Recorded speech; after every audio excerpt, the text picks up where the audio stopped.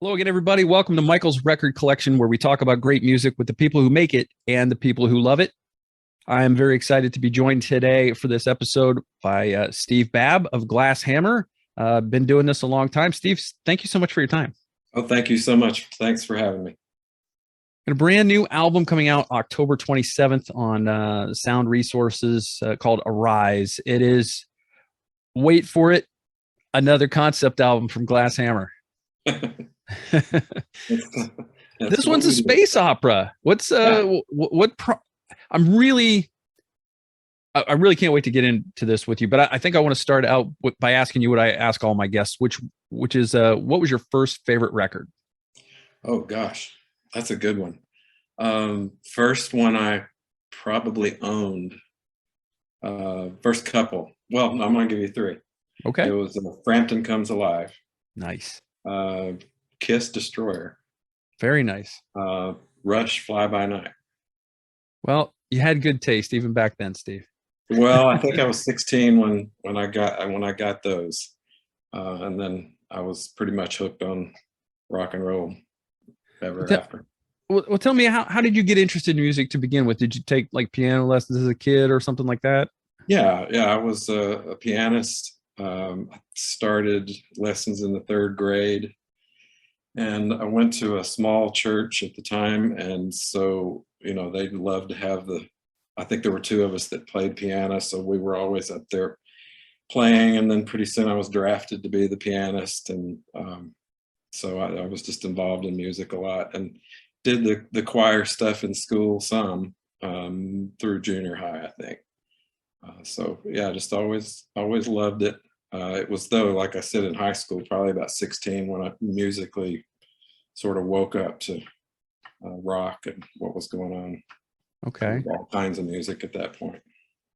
Now, over the years, you've obviously picked up additional instruments. Is that just were you self-taught? Did you take lessons in other instruments as well? I didn't take lessons in anything else other than piano, but I was at that for maybe I think about 10 years of lessons in theory, or actual private lessons in theory. And then again, right, probably 15 or 16, there was a band that of seniors that got to play our talent show, and they were dressed like Alice Cooper and Kiss, and just this, kind of a mess, but I thought it was great. And they played Slow Ride by Foghat. And that's the first time I recall feeling a bass. And I could, it was pumping. Mm-hmm. Like, oh my gosh, that's what I got to do. Feel it. And then I discovered Kiss and Gene Simmons, and Geddy Lee came next. And, I was a bass player probably by 17, and then real serious about it at 19. So tell me about you real serious at 19. Take me from 19 to meeting Fred Schendel and starting Glass Hammer. Okay, so it seemed like a long time at the time, but it was only just a few years. I was in a power trio called Wizards that I started with two other guys when I was 19, and that stayed together for about 3 years in that form. And we were big fans of Rush. And so I had a synthesizer, I had Taurus pedals, and we were kind of a hit in Chattanooga real quick, which kind of gets to your head when you're a teenager. So we wore capes, and it was just crazy stuff. But I was already into Yes at that point, and obviously, Kansas and, all that kind of stuff. So Black Sabbath was another big influence, and Ozzy. So a few years went by. I was on the road for a while, and a good friend of mine had met Fred. They were in bands at Six Flags over Georgia. And he's like, you got to meet this keyboard player. We're bringing him home with us. And they brought him home. And about a year later, I met him at a music store, and he handed me his tape, and he already had mine. And we started swapping music. So that'd been 86, I think. And then we talked about starting a band for years, but it just didn't work out for us till about 91, somewhere 91, I think 92, we started dabbling in synth projects together. And then in '93, we're like, heck with it. And we did Journey of the Dunedain. Yeah, it all started with Journey of the Dunedain 30 years ago. Can you believe it's been 3 decades? Yes. Yeah, I feel it. Okay. Yeah, but it's kind of crazy, I mean, I was 33 then. So, I'd kind of thought, well, this is never going to happen for me, but I'm not going to quit. Mm-hmm. And finally, I think really doing the kind of music I wanted to do, that's when things kind of clicked for us. And I've had a very blessed musical career since then. So when Journey came out, it did pretty well with internet sales. Did you ever really get a sense of whether it was progressive rock fans, whether it was Lord of the Rings fans just looking for anything to go with their favorite books, a combination of those, or if one sort of outweighed the other? Well, we didn't know about the progressive rock, that there was a sort of revival that was about to happen. We had preached it to each other, and that was my goal, was we're going to start one. But I didn't know how to reach those people. So I developed the idea, let's do something about Tolkien or Lord of the Rings or some kind of very obscure part of Lord of the Rings and advertise it in some sci-fi magazines, which we did. And then QVC picked it up for, I don't know if you know that, I think it's on the Wikipedia page, and did 15 minutes, which, that's hard to do, to get that. It was back then, but they called us, which I thought was great. So suddenly we were seen by lots of people. And then also at that time, Ken Golden from the Laser's Edge discovered us because I'd had Bob Katz do the mastering on the album. I found his name in a magazine. And next thing I know, Ken is ordering like hundreds of copies. And so I tried to ride the fence there for a little while, not sure which way to go. Yeah. But what we really want to do is prog rock, And okay. I've sent Ken a lot of my money over the years. Yeah, a lot of people. So some of it for your music and some of it for others. Good, so yeah, great. Laser's Edge is great. Yeah, he turned us on to a lot of distributors, and just kind of helped me get the ball rolling. So he did a good job for us. Awesome. I think that's one of the great things about the progressive rock community, is just how inclusive and how helpful and supportive that it is. It's a great thing. I've always sort of guessed that other niche genres probably have communities like that. And I've always encouraged people I'm producing, kind of narrow down what you're after and go find those people. And you'll find, radio, and you'll find, vlogs, and you'll find all sorts of people that'll support it. But prog rock, man, that's, it was reestablished in the early '90s, I think, and just incredible people that you go to play concerts, and you'd see them, might see them in Philly, or you go to LA and you run into the same people, and just got to know tons of them online over the years. So lots of friends, developed out of the prog rock fan base. Yeah, I would imagine so. So I've seen, and I like this description, I've seen it written that you guys were kind of like Steely Dan of prog rock, in that it's you and Fred, and then you surround yourself with different musicians for different albums, and you've always been very chameleon-like in your approach to music and approach to your concept albums. And I just wondered, was that always the plan, or did it just kind of work out that way? Well, it started that way because in a big way, I was through with being in a band. I had done that, and I was definitely, it sounds a little obnoxious, but I was definitely done with being in a democratic organization where you were kind of subject to whatever numbskulls you were playing with, and I could never, to my liking at least, motivate the people around me to do the things we needed to do. I had one band that was, set up to be pretty big, a pretty big deal, had a big record deal, and they just kind of blew it. And so I wanted to run things myself, and Fred was happy with that, and my wife Julie was big help with us and helped me run the business. But we just kind of gathered musicians that we knew, and they helped us record that first album or added some parts. And then we started a studio from that, which meant that there were always this continual source of musicians coming into my studio. And a lot of those people got drafted. Hannah's the most recent one. I mean, she came in to work on a praise and worship album for a local church. And we grabbed her right up. So say it happened with Susie the same way. Well, you've been very fortunate with vocalists for sure over the years. I mean, not only are both of them fantastic singers, you've obviously had John Davison, who's been a guest. I mean, just an incredible array. Who was a friend of Fred's, and Carl Groves from Salem Hill. We've had some incredible people. Yeah.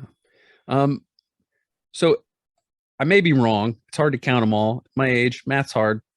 I think this is your 21st studio album. Is that correct? Is that close? I think it's 22. 22? I think. And I count them, and sometimes it's, well, do we count this one or do we not count that one? And I think it's 22 solid studio albums. I think that's what it is. That's amazing. In 30 years, that's a pretty good amount of output, really. Yeah, thank you. I mean, we should have slowed down some, but I just, that was not something I was interested in doing. I just like to keep it going. Yeah. Well, it's and your fan base is probably very appreciative of that, because they continue to get fresh music, and like I said, it's so varied over the years with different singers, different styles, different approaches to these albums. Let's dive in a little bit to Arise. Now, when you thought about this album, before you started writing, do you actually sit and think this is the kind of album I want to make, or do you just noodle around with things and find out what sounds good and then it grows from there? I'll look for inspiration, or I'll wait to see what that story idea is going to be, and it usually occurs not long after a release, because I read a lot, I watch movies, and something will kind of like, oh, that'd be a good idea. The whole Scalagram thing for the last 3 albums, that was something that was kind of really near and dear to my heart. So the story itself, and then of course I went on and wrote a book from that, and I'm working on another one. So that whole thing, and of course it had a tie-in to The Inconsolable Secret, which was a big album for us. Yeah. For Arise, I've always talked about doing a space rock album, or we've talked about it, and I don't want to copy other groups. We've been accused of that in the past. I couldn't, other than Hawkwind, I couldn't really tell you a lot of space rock groups that I've listened to.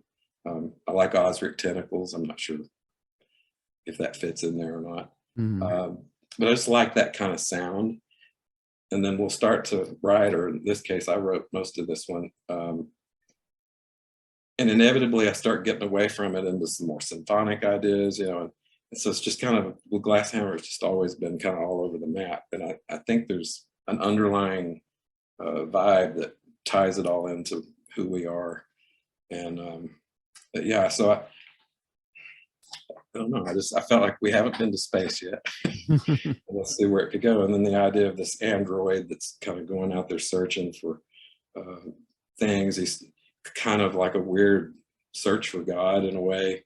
But what they find out in the universe isn't very pleasant. So it's kind of has a nice build to it, I think, for a story. Anyway, those kind of stories just sort of get me going. And musically, I'm just listening to things all the time that kind of inspire me. It's, a lot of these stories could probably be put in any other setting. Like the Scalagram story was supposed to have been Western. So I got talked out of that. Okay. Was there a particular book or movie that inspired the story for Arise? Other than I love Interstellar, which I tried to catch some of that vibe with that opening track. And I've always been a fan of Star Trek and things like that. And Data, of course, my absolute favorite android. So I tried to write some of the script in there a little bit modeled after things Data might say if he were my character. Yeah, I can see it. So ARISE in this concept stands for Android Research Initiative for Space Exploration. Isn't that great? And yeah, it's great. Now throughout the album, an android's humanity is at the forefront, and he undertakes this spiritual journey along the way. Tell me about the concept for this album. This sounds like a movie I'd like to watch. Good. Well, yeah, he and I did like to make these in acronyms, or just like a military sort of feel to it, like mission statements coming from some bureaucratic science group. So I just wanted it to be something that maybe represented like the arrogance of man, thinking he's God himself.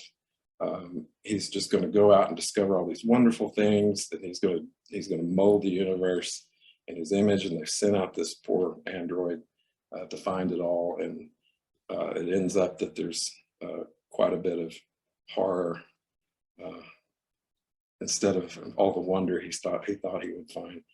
So then that comes from I'm a big Lovecraft fan, and Clark Ashton Smith, and so combining these weird horror, cosmic dread ideas, mixing that with my own faith, that they don't seem like they would marry well, but I think it's pretty neat.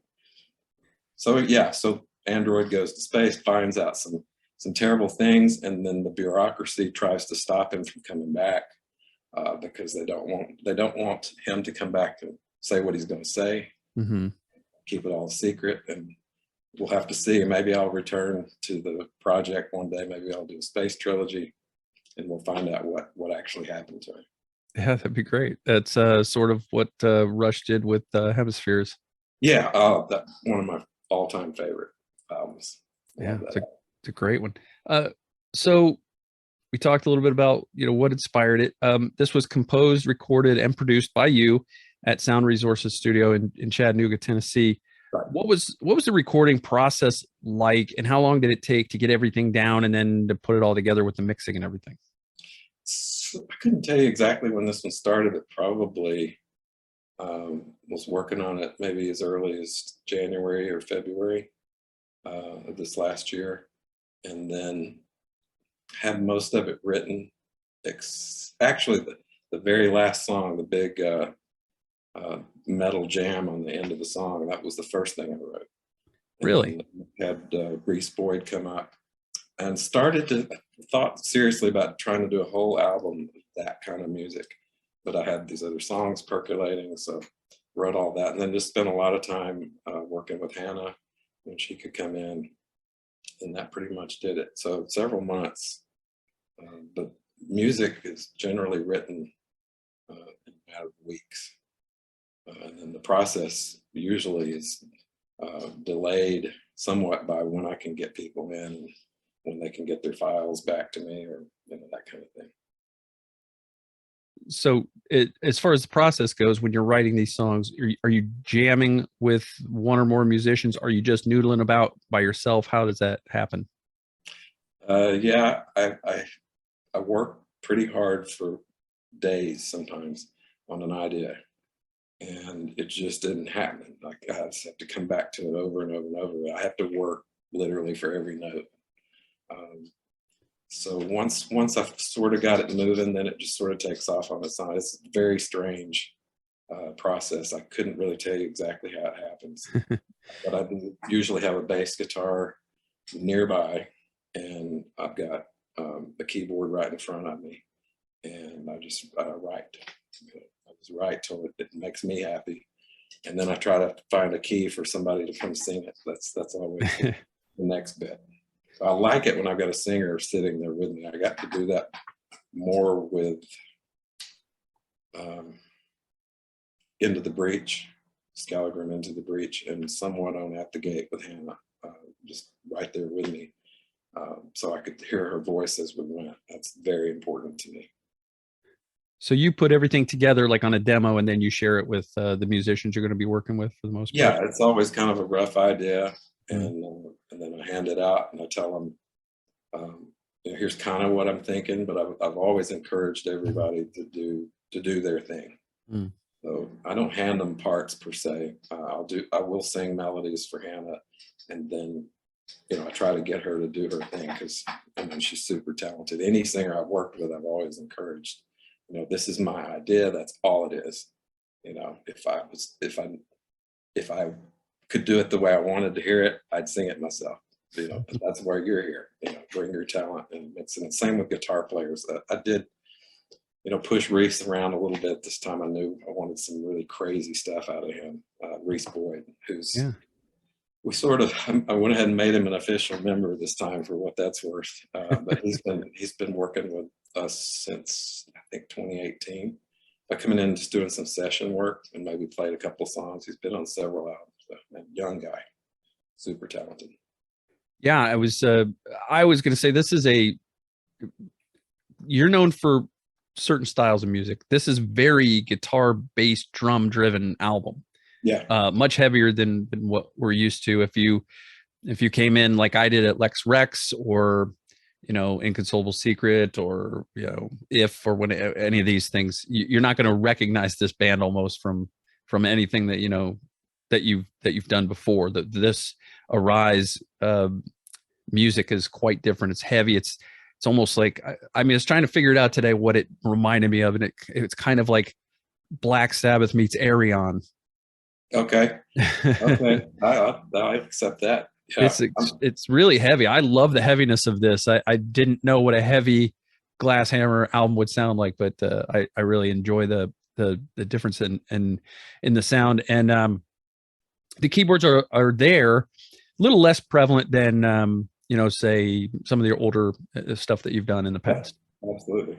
Well, I do like to take one thing I'd like to do is stretch progressive rock in as many directions as I can get it to go, because I'm not like a prog rock aficionado. Lots of our fans love that stuff, and that's all they listen to. I love to play it, and be a part of it and write it.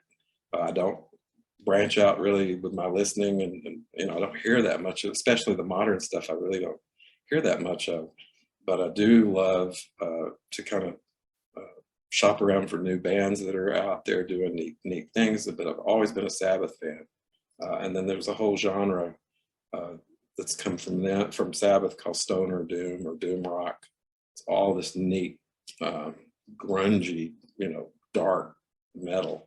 And my thinking is you can take some of those real heavy bluesy sort of riffs, which I don't hear in a lot of prog, a lot of blues based stuff, and then add those neat kind of Pink Floyd synthesizer elements to it. To me, you still got progressive rock.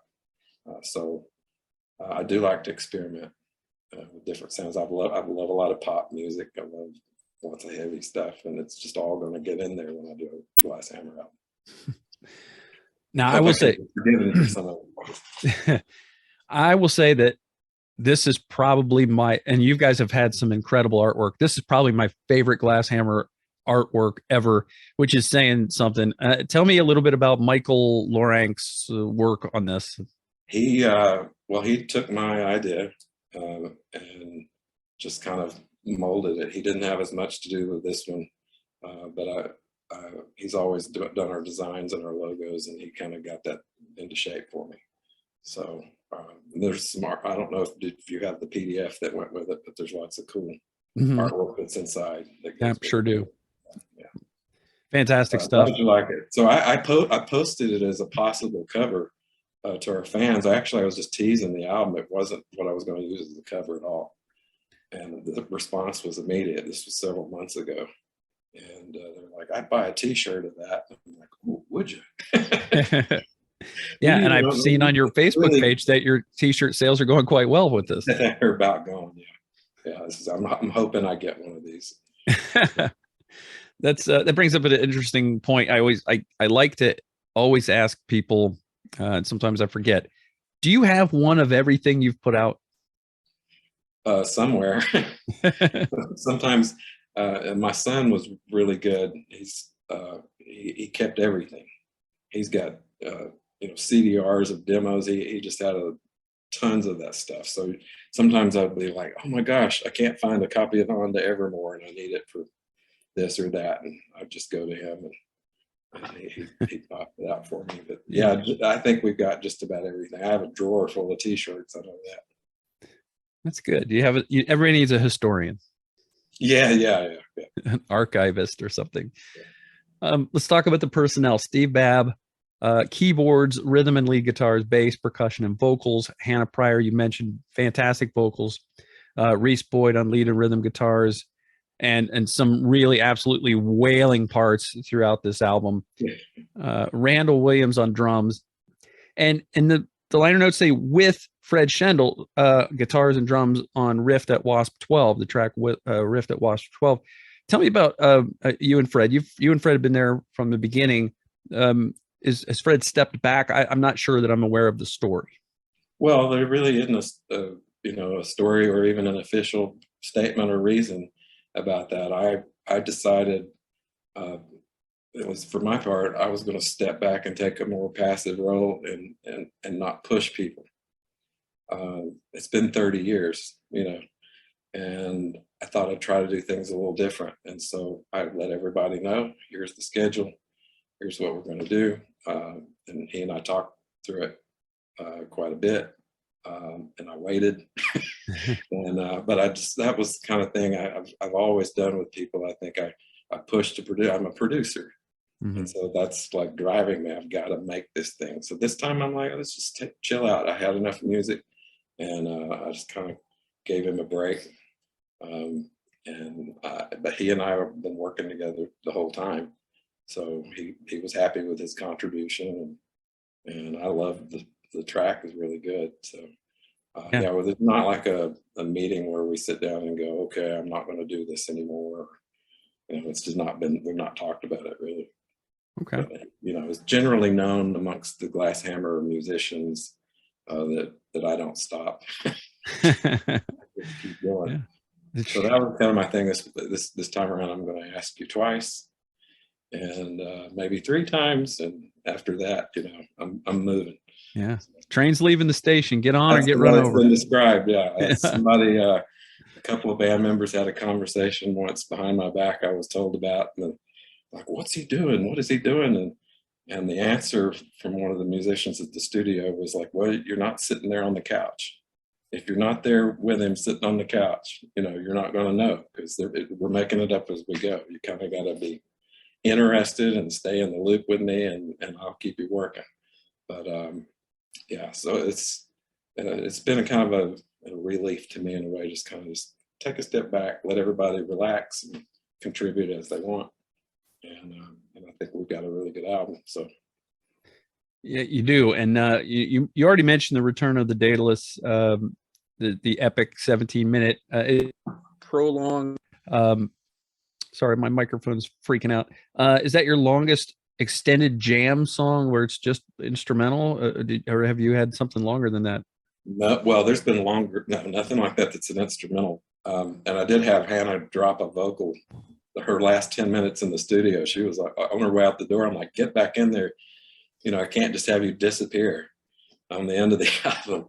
So I put her on it. But I think it's our only real jam song we've ever done. I've been kind of flirting with the idea of some sort of extended Vitor and the Snow Dog type of aggressive track. I did see somebody's already compared it to Vitor and the Snow Dog. I don't think it sounds like that so much, except that it's just a big feast of guitar noise and leads, and there's some cool keyboards in it too, I think. But I started the whole thing with a swing beat, which I've not heard really in prog. It's just kind of grooving along, just long intro of just bass and noise. And I don't know. I just kind of fell in love with the whole thing was finished with no guitar on it at all, and we already liked it. So when Reese came up and spent a whole afternoon, and I wore him out on that. But I'm still my favorite track probably on the album, I think. Okay, all the Glass Hammer albums, your bass playing is I would say a standout part of what Glass Hammer's always done. But on this album, it's heavy. It drives these songs. It's a lead instrument, if you will. It's really prevalent. I just absolutely adore the way that the bass came out on this record. Yes. Great, that's great. Well, I hope I didn't overmix it. I've done that before. I feel like there's at least one album where a year later I'm listening to it in the car and what was I thinking, man? It's just the bass is eating everything up. But I enjoy playing it, and I kind of want it to sit in the mix, but obviously it's, that's my style of playing. It's trying to grab your attention, I guess. Yeah. I mean, I think it works well in concert with the other instruments, and I think it's seated pretty well in the mix. But for me, it's what comes through in terms of what I guess what my ears are gravitating toward when I listen to these songs. And I think that's a part and parcel of the songs being heavy. Yeah. Well, yeah. I mean, I play really heavy.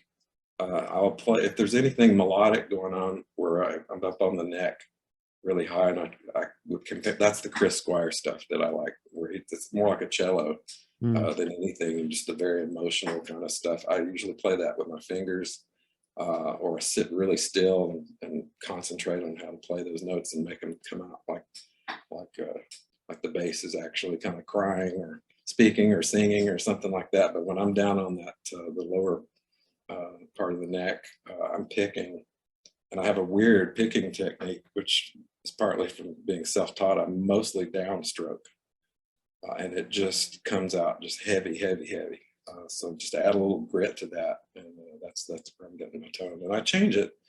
Usually every album I'm messing with something new, and it's always sort of sounds the same whatever I do. I'm glad you like it. Tell me about the bass you used, or did you use a variety of basses on this record? I did not. This is, see that? That's a Yamaha. It's a Nathan East Yamaha 4-string that I purchased right before The Inconsolable Secret in 2005, and it's been my main bass the whole time. I just finally got rid of an 8-string I had. I haven't used it in so long. And then occasionally I had an old Ibanez from the 80s. I've still got that, but I haven't used it in a while. This is pretty much the bass on everything you've heard in the last 15 years. Well, that's it has a nice sound to it.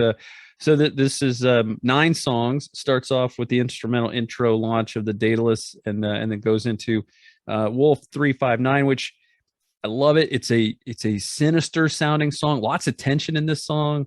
Was that the intent, or did that just work out that way? That was well, you're talking which song? Wolf 359. So that's got the big drums and like it's the snaps. Well, that's track number 2. Is that the one? Mm-hmm. Yeah. I don't know if I was going for something sinister, just something that would sound like a launch, Okay. Just something big that would evoke feelings of a big rocket,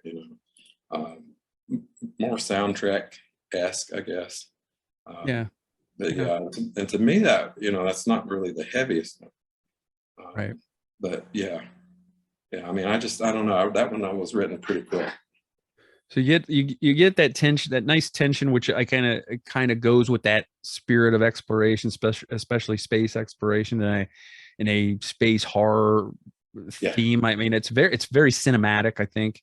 And then what I've written down for the song Arian 18 Delphini B, I wrote 4 letters, RAWK with an exclamation point, rock.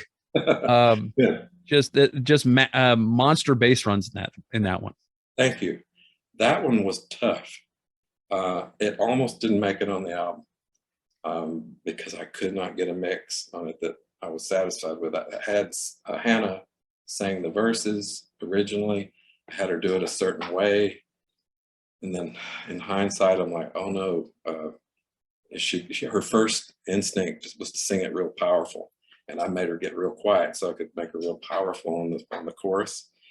And I heard it back after a few weeks, and oh no, and I could never get her back in for that. She's a brand new mom, so we just couldn't time it out to get her back in the studio to finish it. So I ended up singing it, and then I didn't like that, and then I convinced myself I did. I went back and forth with that thing the last thing, I finally got a good mix of it that I was happy with. That the lead breaks are so cool. I think what Reese did, and I like what the bass is doing on those lead breaks too. I couldn't ditch it. So it made it on. It's kind of a uplifting, happy song on an otherwise dark and spooky album. But Yeah. Yeah, I'm glad you like it. How do you like these song titles? I love it because like I'm a big sci-fi nerd, so I love, all of this type of thing is cool. I want to read the novel of this thing. They're all real places. Yeah, and I thought too, and I've been really diving into this writing sword and sorcery, and then I got to thinking, hey, you know what? Maybe this should be written. It's kind of an interesting idea. Yeah. I did, and back to how that story developed, it was partly going to be a story about how how AI was taken off and what people were scared of. And I'm like, well, that's going to really date this album if I do it that way. So I ended up being just more about the android himself. But I mean, it's really a cool thing when you talk about humanizing an android, and you have this android out there, and they are finding God, or maybe something representing itself as God, and you're not really quite sure. You don't know. Yeah. Yeah. Well, I mean, a lot of that obviously is me kind of living through this character. I'm not sure that an android can find God or would care, but mine does. So that's kind of where I went with it. I think a lot of music should be about spiritual journeys. And, the neat thing about androids, and my Star Trek geekdom will show here, but Data spends his whole career on the show trying to become human or understand human, and of course his last act on the series at least was like the most human thing of all. He turned out to have more humanity about him than anybody did. Yeah, I think Data would be very interested in meeting God or finding God. I think that he would. He's an interesting character for sure. I do want to talk about Rift at Wasp 12. This is I've written down, this is vintage heavy metal / progressive metal. I think this one really kicks. And this is the one that you and Fred both worked on together. Tell me a little bit about how that came together. You mentioned some of these came together very quickly. Others it took a little bit of time. Tell me about this one. It came together super quick. I imagine he put a lot of that together in about an afternoon, because I had it, really soon after, and added my stuff to it. It went fast. That was an easy song to do, and that tells you that it's good. You don't have to shop around for ways to make it good. It's just there, and it's good. So I think my directions to him were, go spacey, not so much doom, go space rock. And he did the lead on that, and I think he was kind of struggling with ideas for that. I think, if I remember correctly, I'm like, Steve Hillage, that's what I told him, something real spacey. And he nailed that. He can nail 70s guitar. That. Yeah. So Reese, who's like blazing all over the album, didn't play on that one at all. It's Fred on guitar.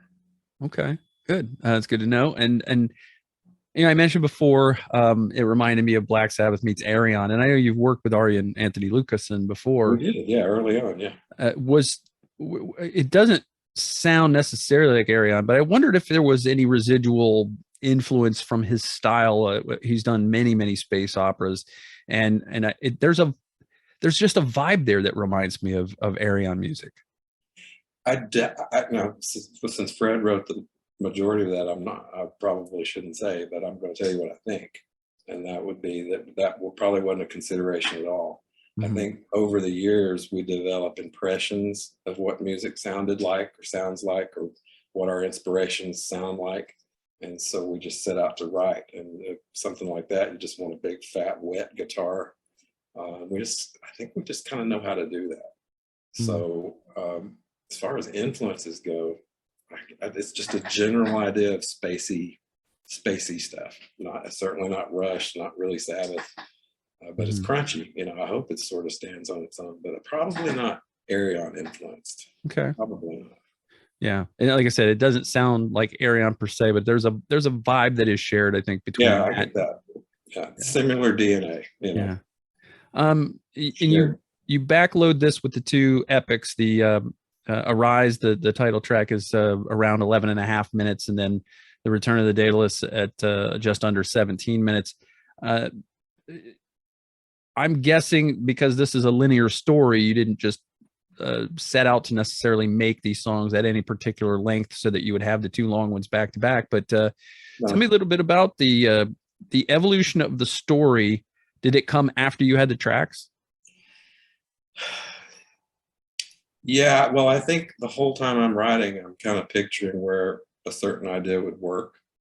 Um, and maybe, and I've tried to be sort of loose with the story as far as lyrics go. Like back when we were doing the Inconsolable Secret, songs were literally, you know, in an order. The lyrics had to continually tell the story. And now, since we did the Scalagram albums, I've learned to sort of back away from that and add text to the CD or to the liner notes. Just add story, actual. You can read along, so you kind of get a vibe of what I'm wanting you to feel if you just read those paragraphs before each song. You know, you certainly. I think lyrically they have to be kind of loose to make that work. So I don't want my heaviest stuff up front, for instance. I don't want somebody to go, oh my gosh, this album is not going to be what I like at all. I like to pull you in like a story. So it usually ends up shaping itself like that, where there's either heavier stuff in the middle, maybe the ballads are in the middle. So there's a kind of nice little dip before we just kill you at the end.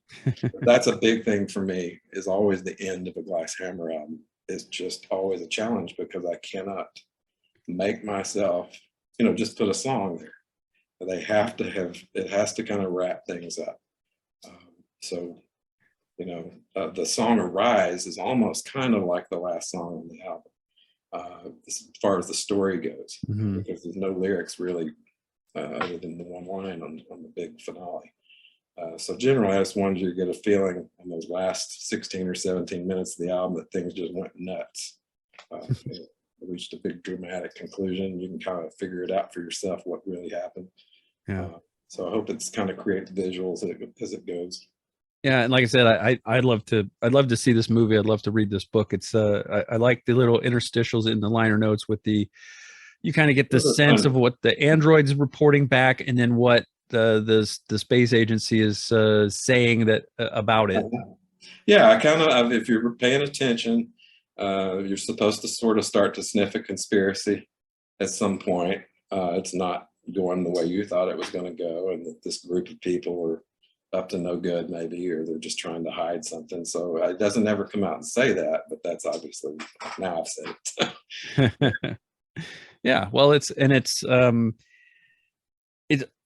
of tropey in sci-fi, but it's a trope that works in terms of, I mean, like you could go back to Aliens and you find out that, you know, they were the company that went there, knew about the aliens and knew about they were there and that kind of thing. Sorry, I don't mean to spoil Aliens for anybody at this point, but it's a little bit old. But I kind of like that. I was, even if you know that the sucker punch is coming, it's still kind of, you get a kick out of it when it arrives.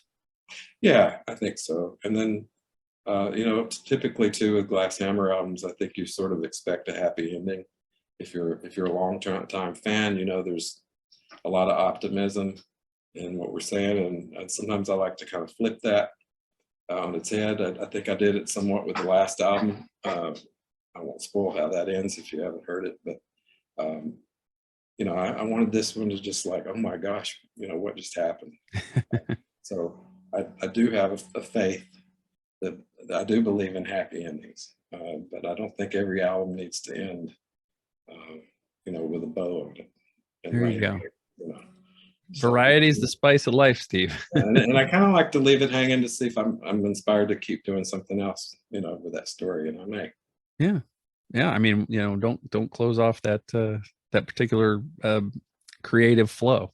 No, and trilogies. I mean, to a large extent, the last one, when we did Dreaming City, I think at some point pretty quick announced it's going to be a trilogy. And part of the reason I did that was to challenge us, because I know, hey, look, if we've said we're going to do a trilogy, I got to deliver now. And 3 years of work came out of that, and lots of great, cool songs. So sometimes it's kind of neat to, pitch that idea out there, like, oh, this is just part one. And then your brain is kind of forced to, you got to deal with that, So we'll see. Will there be any live staging of this album at some point? I don't see that happening. We haven't done a show now since 2018. We were geared up to return to Cruise to the Edge the following year and had a super tight band, and we were rehearsed and excited. And then Cruise was canceled. And another year or two drags by because I'm not out there looking for gigs for us. I'm just not. We've done the cool ones, the big ones. Especially when you're dealing with a studio band, that's always been a challenge for us. You're suddenly, I've got to take people that are quite comfortable in here in the studio, and then we have to turn that into a band. And to me, it's putting a lot of pressure on a lot of people, including myself. I'd love to play, and I'd love to do some of this stuff live, but I don't see it happening anytime soon, at least. Well, it would be cool to get a DVD of this thing in its entirety, for sure. Yeah. But I understand it's difficult, especially for a studio band to come together, and it's really difficult financially to do shows unless somebody's supporting you financially. Well, right. And I've just tried to keep it as a rule, and Fred was always on board with this. If we can't pay the band, then what's the point? I'm not going to do that to people. So we've only played the shows that paid. And, there's some big ones that we've missed. There's one in Europe I can think of that just don't pay anybody except their headliner. And, if I want to go to Germany, for instance, and tour, I suppose we could do something like that. We did go to Italy. We did a big show over there 2017, I guess. But they take good care of us when we do those things. Otherwise, I'm not interested in going out and playing smaller venues or clubs. That sort of thing is just work that I'm not interested in doing at this point in life. I did that for years. I was on the road for years when I was much younger. Yeah. This is much easier. I like to write.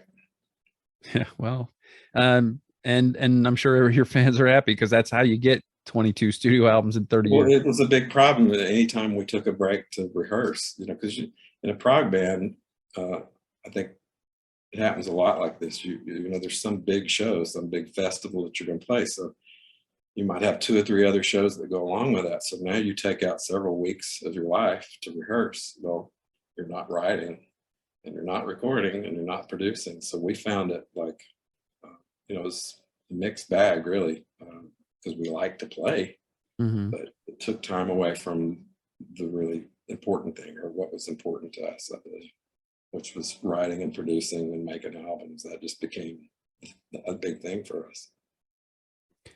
Do you happen to have a favorite track on this record, something that stands out that you're especially proud of? Well, I told you now, like The Return of Davis, it's probably my favorite. Okay. Because that kind of checked a box for me. I'm not sure if it's checked or not, because I really would love to do a lot more like that.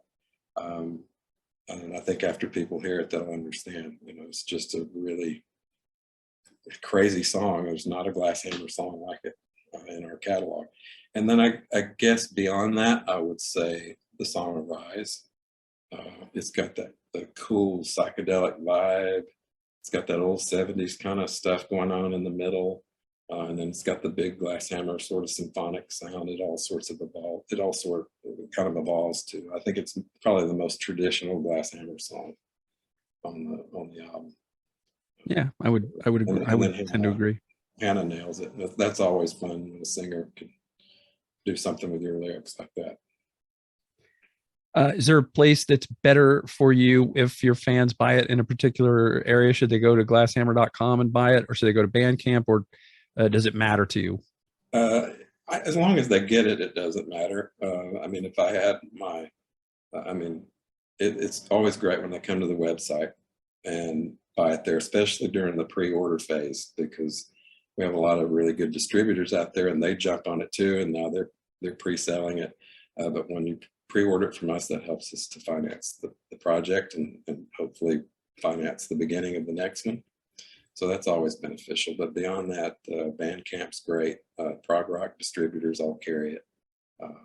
Ken will have it just for kicks, and Germany carries it. And there's White Knight Records, I believe that's what his company is. Will in Wales covers Great Britain for us. So we've got a lot of good guys working out there to sell it. Okay. Am I remembering this right? If you pre-order it by a certain date, you get an autographed copy if you get it through your site? Autographing all these that are pre-ordered, and then in lieu of an autograph for digital pre-orders, I'm throwing in a bonus track. A lot of people that ordered the hard copy, I want the bonus track. Well, you got the autograph. That's the only fair way I think I could come up with, trying to entice people to pre-order a digital copy. I can't autograph that, so yeah, they get a free bonus track. Yeah. Well, and I think your fans that want it, they enjoy what you do. They'll be willing to buck up for a digital copy. Very faithful, and we've done really good this time, and it's still 2 weeks from the release, and it's selling very well. So we're pretty happy with it. That's good. Now, you mentioned this album a couple times, and it happens to be maybe to this one, maybe my favorite Glass Hammer, The Inconsolable Secret. Yeah, that's near and dear to our hearts. A couple of my favorites. I thought I'd just grab it. I want to grab all of them off the shelf, but these two, I love the Culture of Ascent. I love Inconsolable Secret. But this album is not your father's or grandfather's Glass Hammer album. It's a completely unique beast. And I think you're going to surprise some people with this album. I think you're going to delight some people with this album. And yeah, there's probably a certain segment of your fandom that will go, I get that. It's not for me. But I think they will appreciate at least your willingness to stretch out and try some new things, because that's what you've always done. Well, again, it's 30 years. It's not ever been a band of like 5 dudes, so it's always the same thing. I was a big Rush fan when I was growing up, and after the 80s, I can remember that feeling of like, well, that's not the Rush that I like anymore. And I've stayed a fan, but those original albums are the things that I love. Same with a lot of those bands. So I understand how people feel when they're like, why did they, but it's very hard to recreate the same thing, just over and over and over again. I think there's 3 or 4 albums that are kind of like that. We're trying to build on that same thing, and over time, it just becomes important over decades. You need to try new things. So yeah, I would think it would become a little bit rote for an artist to try to stay in the same box all the time. I mean, it works for a band like AC/DC, but that's not who you guys are. Well, no, and I do try to keep it all within the context of prog rock. So that's important for me, whether it has more guitar or more keyboards, and it's just all, I hope that's the thing they come to expect from us, is that they don't know what to expect. But, we're not going to drive, and we're not going to take the car into the ditch.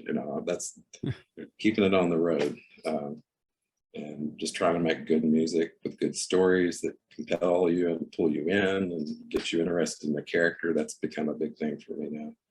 And so, yeah, continue doing that. I hope. We'll see what they think. I've read a couple of reviews, and I'm like, oh, I think they like it. If the fans do.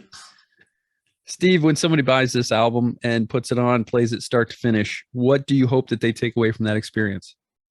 Oh, well, I just want them to enjoy themselves. That's always been first and foremost, even above the message, because to me, this is entertainment. I don't think a lot of prog rockers look at it that way. But to me, I've got to entertain people. You've got to be interested and happy. Then beyond that, I hope that people, are interested in what I'm trying to explore or say about my faith. and that they'll take heart from some of the ideas that I've presented, and they'll do their own search for God. It's always been a big thing for me. But just generally, I just hope they walk away enjoying it and want to listen to it again. I've heard that said of a lot of Glass Hammer albums. You've got to hear them several times. So I wish they'd catch on the first time, but sometimes you've got to dive in and listen to it again. Yeah. I just hope it's enjoyed.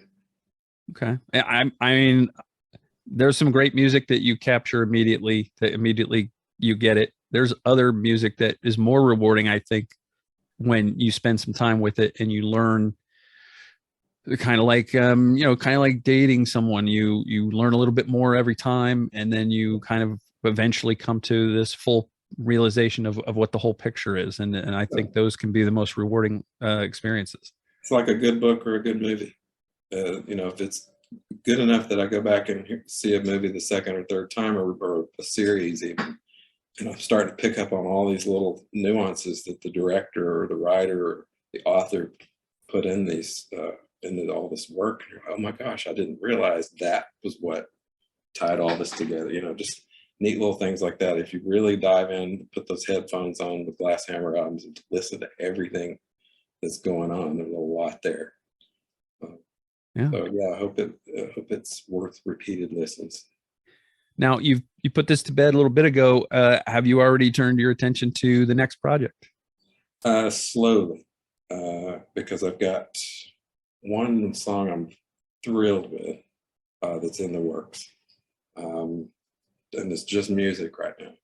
And then I just bought and I'm not a guitar player, but I've been playing some lately just to demo it for Reese or Fred.